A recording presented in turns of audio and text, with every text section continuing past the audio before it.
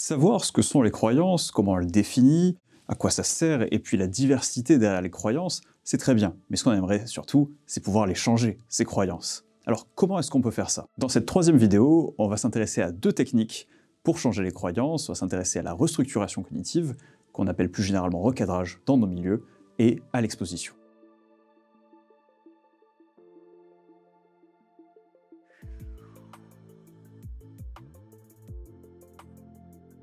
Mais avant de rentrer dans le cœur du sujet, on va faire un petit peu d'histoire. Cette idée que la souffrance humaine pourrait reposer en partie sur les croyances, elle n'est pas toute jeune, et elle remonte à l'Antiquité. On en retrouve des traces à la fois dans le stoïcisme, en Grèce antique, dans le taoïsme, et dans le bouddhisme, si on est dans des traditions plus orientales. Comme le disait Épictète, ce qui trouble les hommes, ce ne sont pas les choses en soi, mais ce sont les jugements qu'ils portent sur ces choses. Mais comment on le change, ce jugement? Eh bien, il y a un peu deux voies classiques. La première, qu'on pourrait qualifier d'empiriste, vise à expérimenter le monde, à changer ses croyances en les façonnant à ce que le monde nous dit qu'il est. La deuxième voie, qu'on pourrait qualifier de rationaliste, vise plutôt à se détacher du monde et à réfléchir, à aller dans les abstractions et à découvrir des vérités par l'intellect. Cette opposition entre empirisme et rationalisme, eh bien, c'est le cœur des débats qui a agité la philosophie, par exemple avec des philosophes tels que Hume pour le côté empiriste et Descartes pour le côté rationaliste. On ne va pas s'intéresser ici au cœur du débat philosophique, on va plutôt s'intéresser au fait que ces deux courants ont inspiré des types de techniques assez différentes. D'un côté, on a les techniques plutôt utilisées par les comportementalistes comme Pavlov, et puis après les gens comme Watson, Skinner et les continuateurs du courant behavioriste. Et de l'autre côté, on a des techniques plutôt inspirées du courant rationaliste, telles que la psychodynamique, ou les approches où on est plus déconnecté du monde, on est plus dans la réflexion, la compréhension. Il se trouve que cette opposition historique a été résolue depuis, où les approches modernes utilisent bien sûr des techniques tirées des deux courants, utilisent à la fois des techniques basées sur l'expérience et d'autres basées plus sur la réflexion. C'est la naissance des courants dits cognitifs comportementaux qui allient la force des deux techniques. Alors intéressons-nous d'abord à la restructuration cognitive, ce qu'on appelle plus couramment dans nos milieux le recadrage. La restructuration cognitive se base sur l'idée que nos comportements, nos réactions, sont basées sur des croyances qui elles-mêmes se basent sur notre perception de l'environnement. Ou dans le schéma classique des thérapies cognitives, les antécédents génèrent des croyances, beliefs en anglais, qui activent des conséquences. C'est le modèle ABC de la thérapie cognitive. Tant qu'on est dans une approche plutôt historique, on va se demander un petit peu pourquoi on appelle ça recadrage dans notre milieu et d'où ça vient. En fait, le terme recadrage apparaît en premier dans les travaux de Bandler et Grinder, Frogs into Princes, Neuro-Linguistic Programming. En fait, dans ce livre, le recadrage originel est assez différent de ce qu'on appelle aujourd'hui recadrage et qui correspond beaucoup plus à la technique TCC de restructuration cognitive. À l'origine, le recadrage,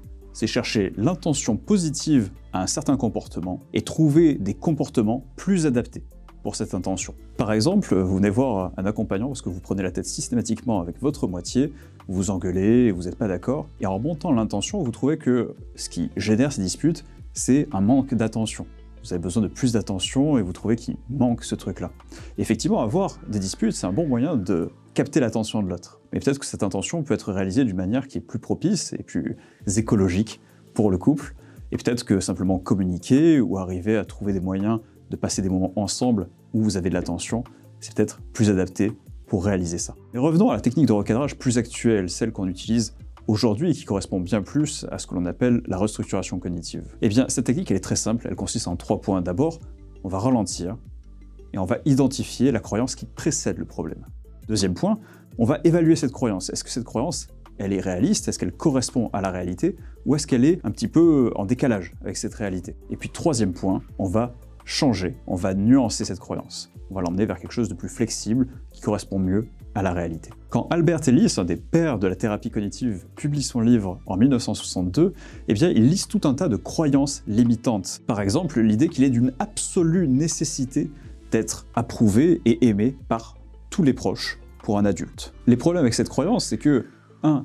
En pratique, c'est inatteignable. 2. Si jamais l'objectif est atteint, eh bien, l'individu est toujours dans l'anxiété quant à la qualité ou la quantité d'amour qu'il reçoit. Et puis, une autre conséquence, c'est que l'amour des autres dépend évidemment des autres. Donc on ne peut pas être en pleine responsabilité de ce besoin-là. Un autre problème, c'est que chercher l'amour des autres, vous l'avez très bien remarqué en pratique, ça a tendance à susciter le rejet, à créer de l'agacement chez les gens. Et puis, surtout, le rejet des autres s'il ne se conforme pas à nos exigences, il est massif. Si les gens ne nous apprécient pas, on va avoir tendance à les mettre à l'écart. Vous voyez, toutes ces conséquences-là, eh bien, ce sont des conséquences qui sont très délétères pour l'individu, voire désastreuses en réalité. Donc pour éviter ces conséquences désastreuses, ralentir, identifier la croyance limitante, essayer de la verbaliser, et puis derrière, nuancer. Ce n'est peut-être pas un besoin, c'est peut-être juste une préférence. Oui, on préfère que notre entourage nous aime, nous approuve, mais on n'en a pas besoin pour vivre.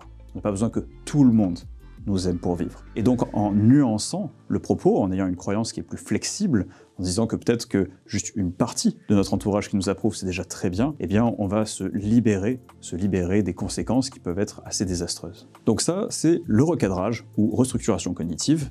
Et maintenant, on va s'intéresser à l'exposition. Si vous vous souvenez de la première vidéo sur les croyances, une des spécificités des croyances, c'est justement d'être à distance du monde réel, d'être flexible, de pouvoir anticiper des scénarios qui ne se produiront jamais, et heureusement.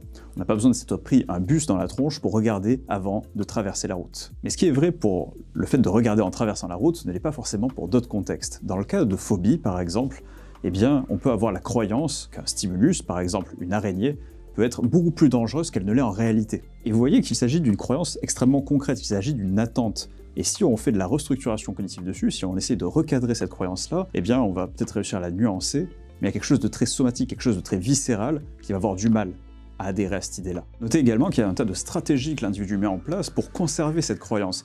Et a raison. Par exemple, il va essayer d'éviter les araignées, ou en tout cas de se pétrifier dès qu'il en voit une, de faire en sorte que les autres gèrent le problème à sa place. Tout ça pour s'éloigner le maximum du danger imaginé, cru, et laisser les autres gérer à sa place. Il s'agit d'un évitement. Le principe de l'exposition prend le problème à l'envers. Au lieu de changer la croyance directement, on va changer progressivement le comportement et les contextes de façon à ce que la croyance se flexibilise. Par exemple, on va pouvoir mettre la personne en contact de dessins d'araignées, de films d'araignées, et l'accompagner à réaliser que ces films ne sont pas dangereux, et maintenir son comportement dans quelque chose d'acceptable. De ne pas fuir, de ne pas se tétaniser, mais d'apprendre à se familiariser, à trouver de la sécurité dans le fait d'être en lien avec cette araignée-là. En contraignant ces stratégies d'évitement, ces stratégies d'utiliser les autres pour gérer à sa place, eh bien la personne va devoir simplement adapter le seul facteur qui est adaptable à ce moment-là, qui est sa croyance que les araignées sont dangereuses. Ces confrontations peuvent être faites de différentes manières. Évidemment, on a les confrontations in vivo, mais avant d'emmener un arachnophobe dans un vivarium et de lui montrer des migales,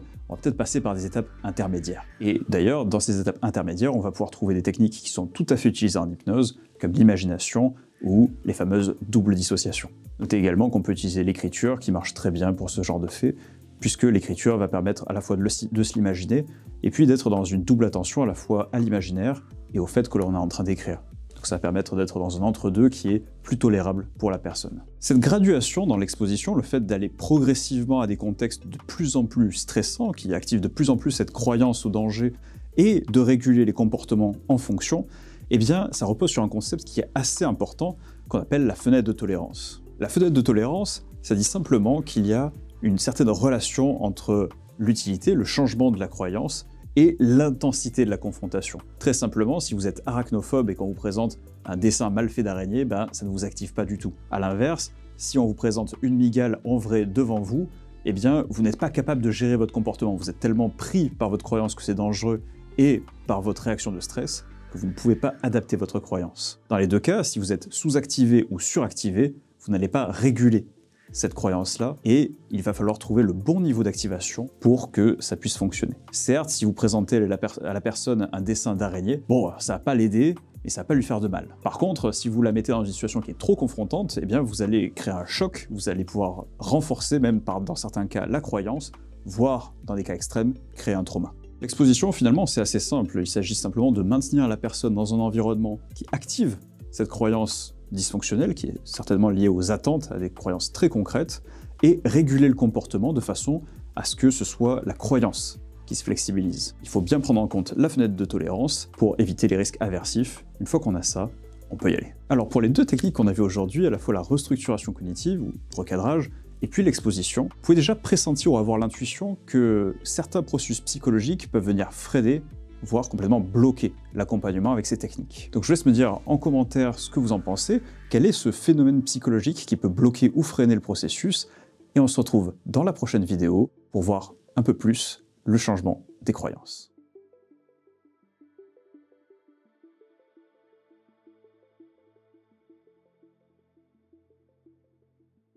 Oh, vous êtes toujours là? Rappelez-vous, comme disait l'oncle Ben, un grand pouvoir implique de grandes responsabilités. Bonne soirée.